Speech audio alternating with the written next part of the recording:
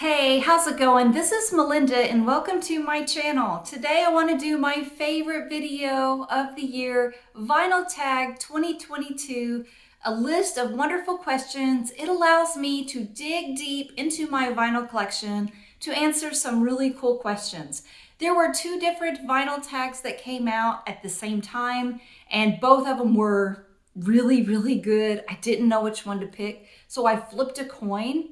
I gave Stunty from the channel StuntrockConfusion heads because he used to be a male model, so I thought that would be appropriate. Also, when I watch Rachel's live streams, Rob seems to have an obsession with showing poo emojis, so I gave him tails. I flipped the coin and I got tails. So I'm going to be doing Rob Walker's version of the vinyl tag for 2022. And I'm going to leave a link to both guys for their channels so you can check them out and give them subs. They're great guys. And I just love being part of this vinyl community. And this is going to be a lot of fun. So please stay tuned.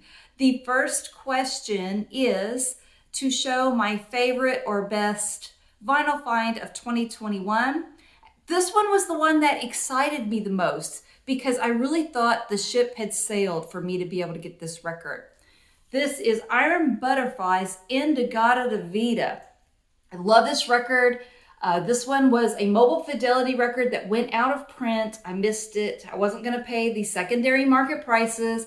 And boom, all of a sudden it was available on super vinyl for a decent price. So I picked it up. It sounds incredible. And I was so thrilled because like I said, I thought that was a record that had passed me by and I wasn't going to be able to own.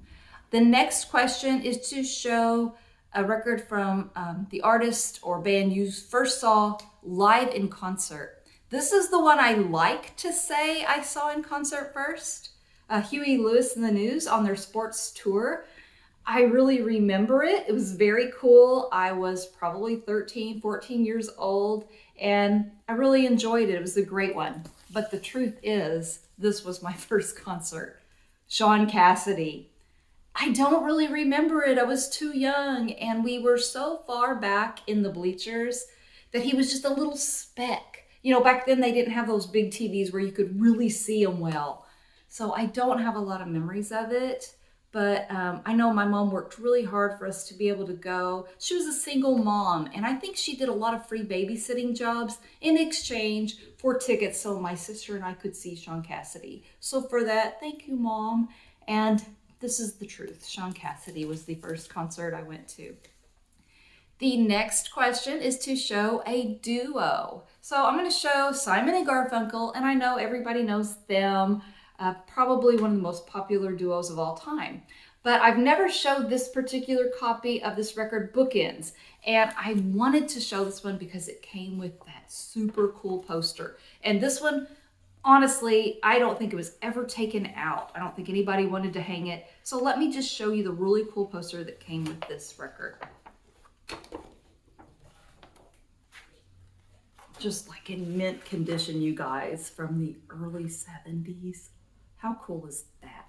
So that one was my choice for showing a duo record.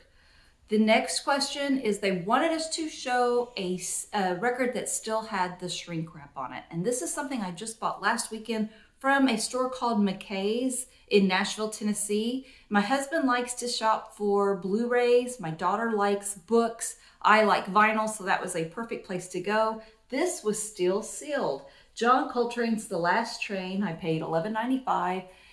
It is an OJC from 1989. It sounds fabulous. It's already been opened now and played.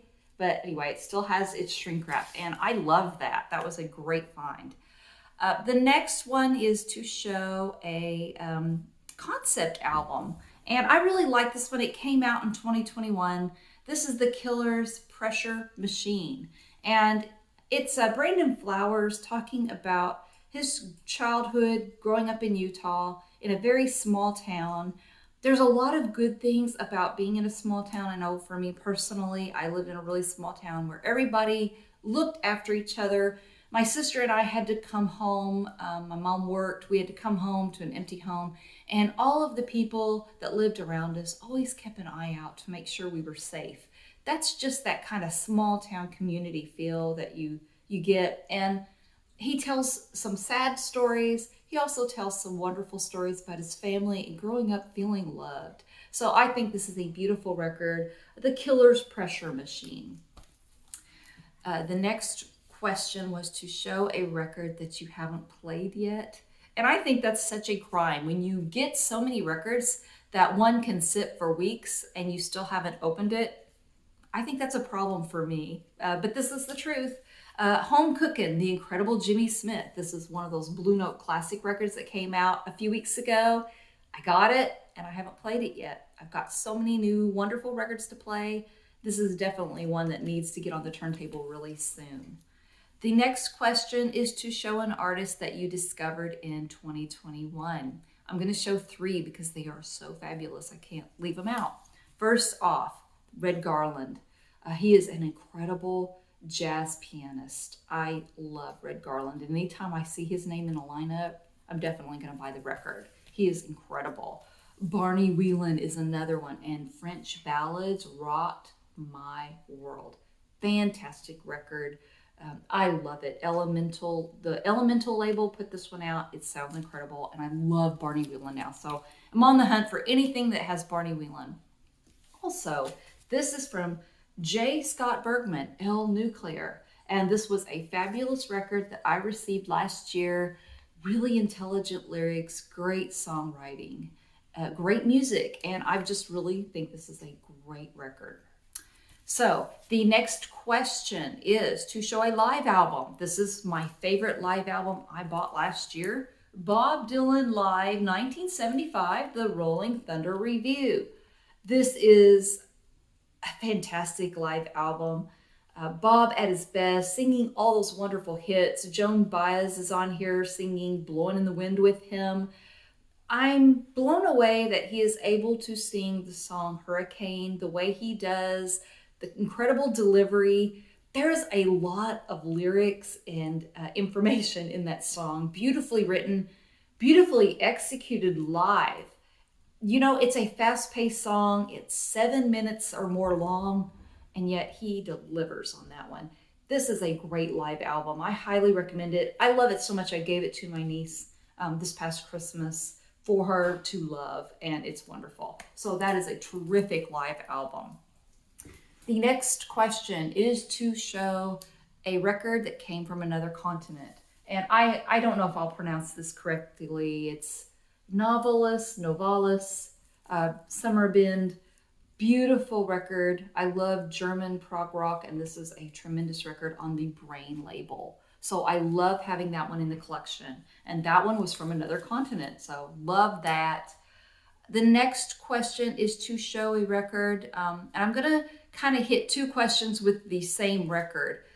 Show a punk or new wave record, and to show one that still has a price sticker on it. And this one checks both boxes.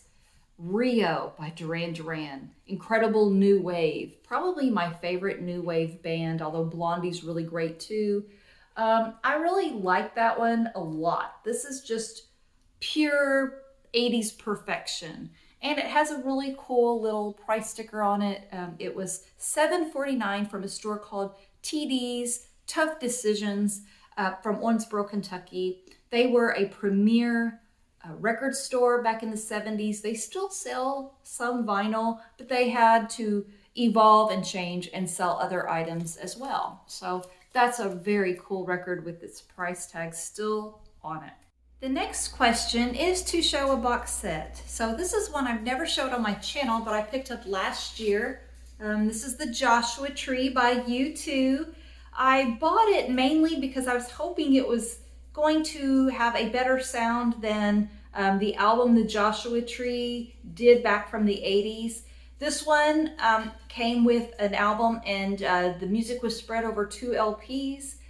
It sounds a little better, not perfect by any means. It's not incredible, but the box set's really good.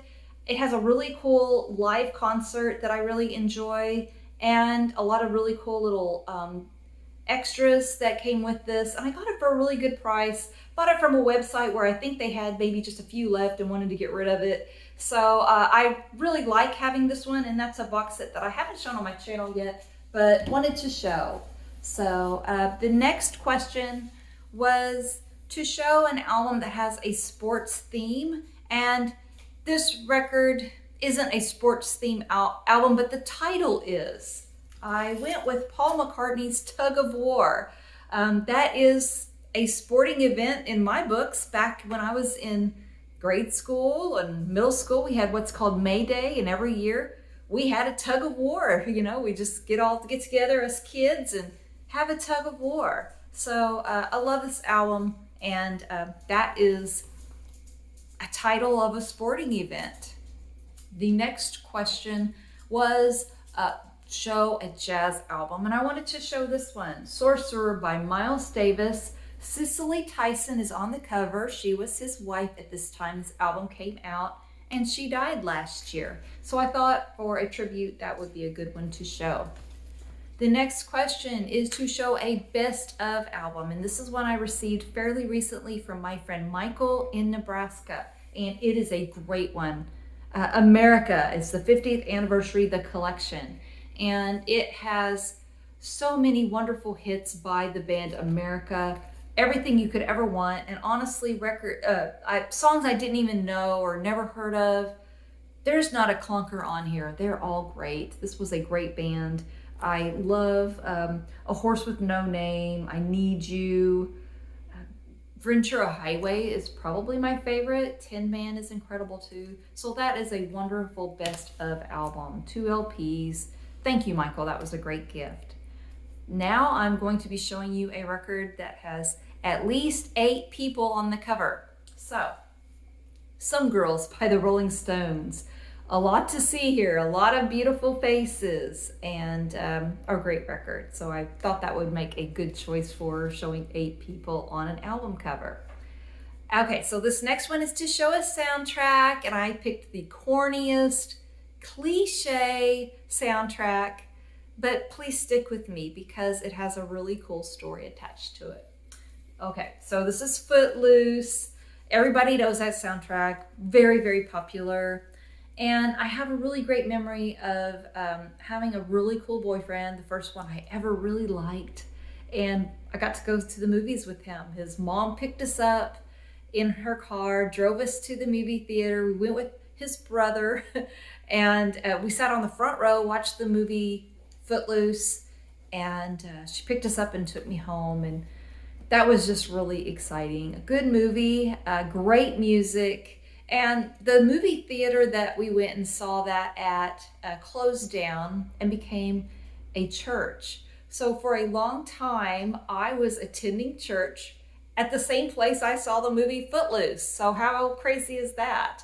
On top of that, the summer this came out, I have great memories of meeting up with him at the fair and eating cotton candy and walking around and hearing the song Almost Paradise from this soundtrack. And I mean, does it get any more, it's just true nostalgia, great memories when life was so simple that you just walked around at a fair and had cotton candy and you thought life was great because you were with your best friend and your boyfriend. So this has a lot of really special meaning, and I love that soundtrack. The next question, they want us to show a VCLT. And this is still a mystery to me. I showed this one very recently. It was given to me by Santa Claus in the North Pole, and I still don't know who that was. I still would love to know so I could say thank you. This is something I've been really enjoying and love. So whoever you are, I appreciate it, and it just really means the world to me. I love that record. Okay, so the next question is to show a record that has no writing on the album cover. And I'm going to show a couple, one for the guys, and it does say Mobile Fidelity Sound Lab here, but this is a Bill Evans album called Undercurrent. Beautifully done, artistic, gorgeous, beautiful woman here floating. So since the men have a little eye candy, I wanted to show this one too. This guy's way too young. I'm not interested at all. He's like a son to me probably, but it's Harry Styles. It's his debut album.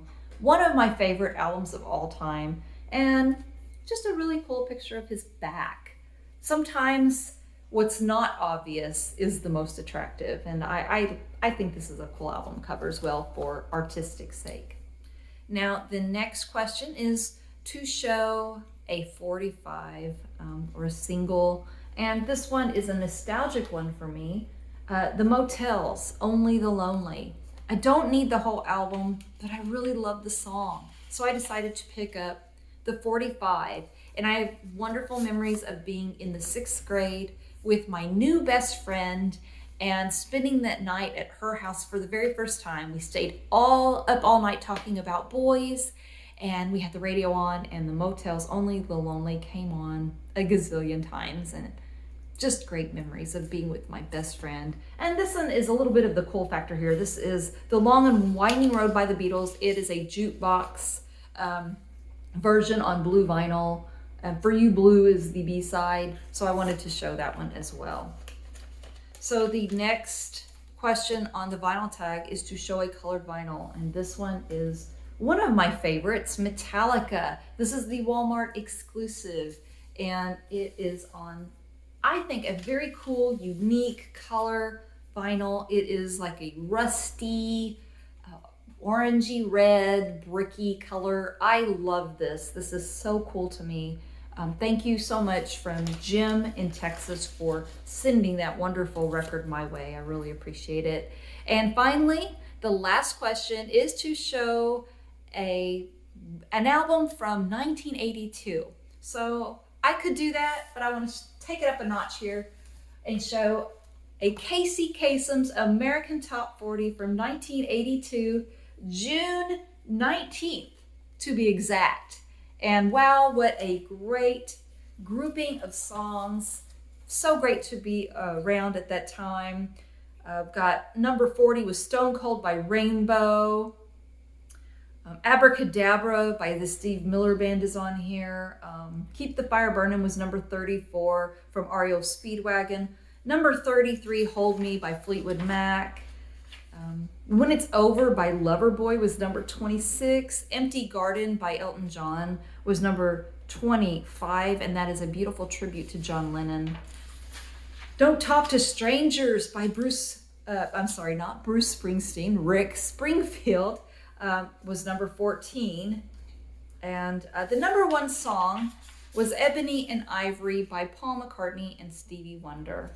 So that embodies the year of 1982 to have one of these American Top 40s. I have a lot of those. They bring me a lot of joy. I love listening to them. They bring back wonderful memories.